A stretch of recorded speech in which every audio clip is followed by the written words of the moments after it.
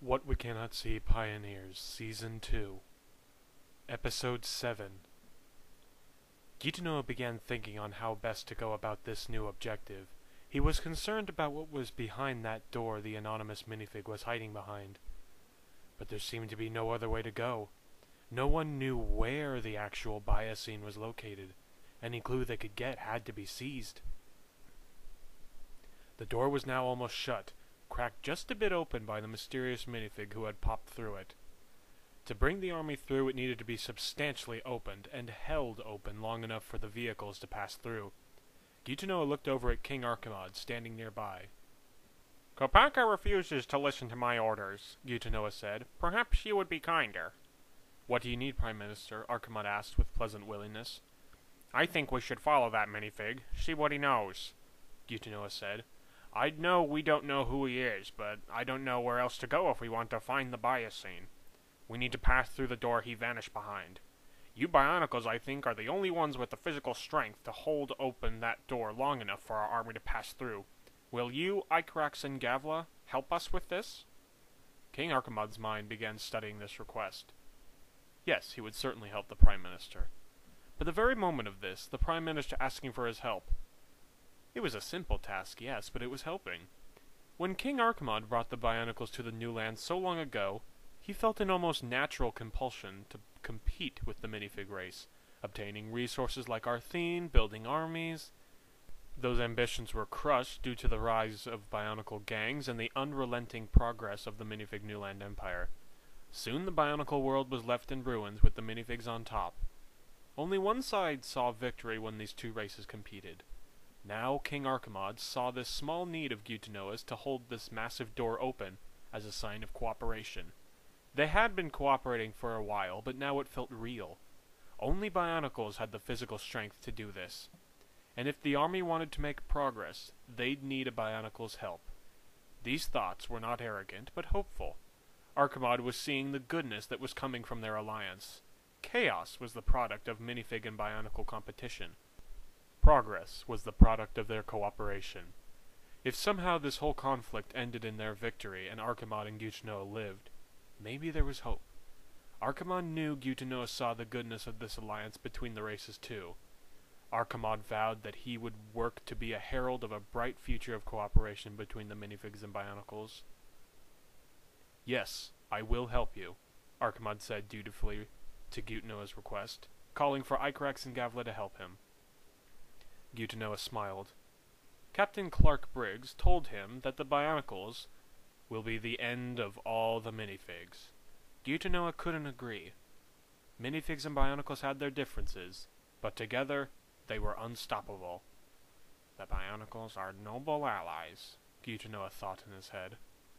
Archimod tapped Gavla and Icarax on their shoulders, who were standing elsewhere in the army, and motioned for them to come with him. He then said to his two loyal advisors, "We must get through that door. Gitonoa has asked that we, as larger, physically stronger Bionicles, hold the door open for the rest of the army to pass through. We will do this. Icarax, Gavla, follow me." Icarax nodded and smiled at Archimod. Gavla only smiled, and she knew herself it wasn't genuine. As the three Bionicles walked up to the door, still slightly open, both Archimod and Icarax positioned themselves at the gargantuan door's corner. They did not notice that Gavla was standing on the sidelines, not helping at all. Archimod and Icarax each clutched the door corner with both of their arms. They leaned their whole bodies hard against the door, prepared to heave with all of their body strength against it. They suddenly experienced a hesitation about this. For all they knew, the bioscene itself was waiting behind this door, primed to attack them once it opened. The rest of the army, including the rather arrogant Kopaka, felt a similar hesitation. Everyone was nervous, except Gavla. The bioscene invested its legacy in her. She knew it would never harm her specifically. "Do it!" Archimod commanded, and then both he and Icarax began slowly and with great difficulty pushing the door open. It swung outward toward the army, and soldiers standing near it moved out of the way. Something happened before the door was even halfway opened. Across the army came grunts, gasps, and cringes in all of the soldiers and personnel. It was that stench, the one the army encountered after it blew a hole in the Bioscene's lair. only this time, the odor was immensely more potent. Some soldiers plugged their noses, others inhaled the smell, finding it oddly pleasant. Nowhere in their entire journey was this strange odor so powerful as it was here. There were whispers among some of the soldiers, things like, "This is it!" or "The Biocene is near! The Biocene is near!" Icarax and Archimod kept pushing the door open with all of their strength. As it slowly swung outward, the army looked through the giant threshold. On the other end was another chamber, and for those who believed this place to be a giant house, this looked like the house's garage. Gyutonoa saw that enough room had been made for the army to begin passing through. He yelled to everyone in the assembly, "Move in! Get through the opening!" Immediately, the minifig soldiers at the front of the army began running through the opening and into the shadowy chamber that was the garage of this massive house. As Icarax and Archimod opened the door further, Kopaka and his own comrades began running through themselves. Soon, Archimod and Icarax had pushed the door open to its limit, and now they simply had to hold it there. But they were already losing breath. They could not hold it in place forever. As the Bionicles under Kopaka made it through the threshold, the carrier trucks, carrying the leading figures of the minifig Newland Empire, began driving toward the threshold. But Archimod and Icarax were losing strength. Their grips were slipping and they were giving way. The door now began slowly pushing them back. "Hurry!" Archimod yelled to the carrier trucks. Kopaka, already through the opening, looked back at Archimod and Icarax, slowly losing grip. The minifig trucks might not make it if they didn't get help. Kopaka ran over to Archimod, and Icarax yelled, "Archimod, I'm coming!" Archimod looked with amazement as Kopaka, leader of the Blackgear Bionicle gang, ran up to the door and began pushing against it. Kopaka glared over at Icarax and yelled, "Icarax, go! I'll handle this!"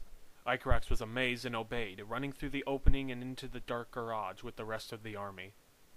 With Kopaka's fresh strength, both he and Archimod were able to hold the door open long enough for the carrier trucks and the mobile armored mortar to pass through. When those vehicles made it through, Kopaka leaned over to Archimod, still holding the door open as the last machine rolled through. Kopaka then said, "I didn't do this for you." Archimod replied while pushing against the door, "I know that!" "No, you don't," Kopaka replied with venom in his tone. He looked behind him as the last minifig vehicle passed through the opening, and then said to Archimod, "You are a fool, Archimod.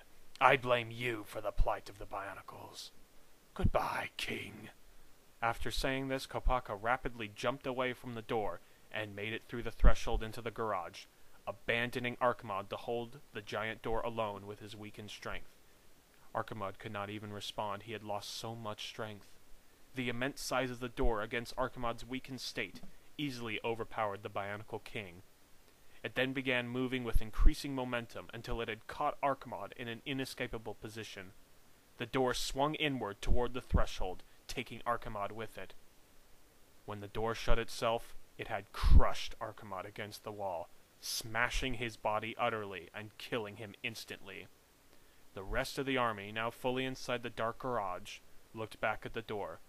The lack of King Archimod revealed to everyone what had happened. Kopaka walked solemnly over to the rest of the army. With a face full of despair, he said, "Our good king did not make it." Gasps erupted throughout the army, especially from the minifigs. While the Bionicles had been rivals of the minifigs for so long, in the last few days of this conflict, the minifigs had come to revere King Archimod as a kind of hero, a Bionicle willing to work for change. Gyutonoa was especially saddened by the death of the great Bionicle King.